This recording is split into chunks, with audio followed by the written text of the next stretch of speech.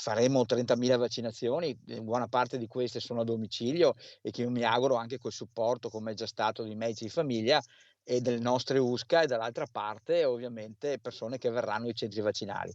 Come si sa, noi non smantelleremo i centri vaccinali. Quarta dose nella Marca per 30.000 trevigiani. Il conto è presto fatto all'indomani del via libera di AIFA alla quarta dose booster per le persone più fragili.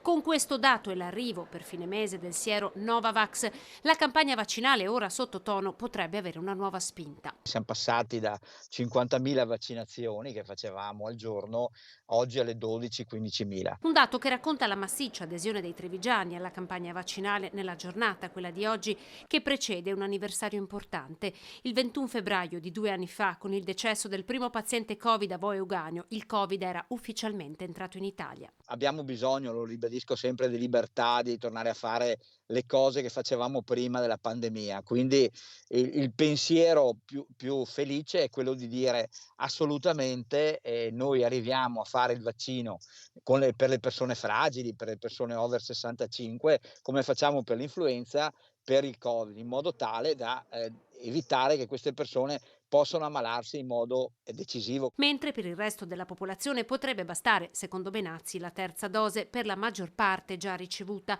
Un primo passo verso la normalità sarà la riapertura del pronto soccorso di Vittorio Veneto, primo Covid Hospital, fissata per il 10 marzo prossimo.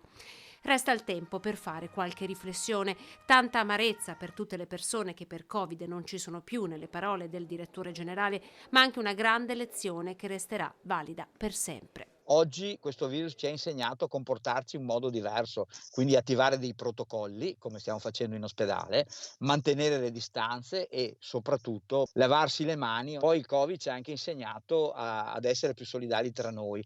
Almeno gli operatori sanitari si sono resi conto che solo facendo squadra si riesce a superare qualsiasi difficoltà, e questo è stato positivo. E poi ovviamente anche l'altra cosa, di utilizzare i servizi sanitari in modo appropriato, evitando di utilizzarli quando non serve.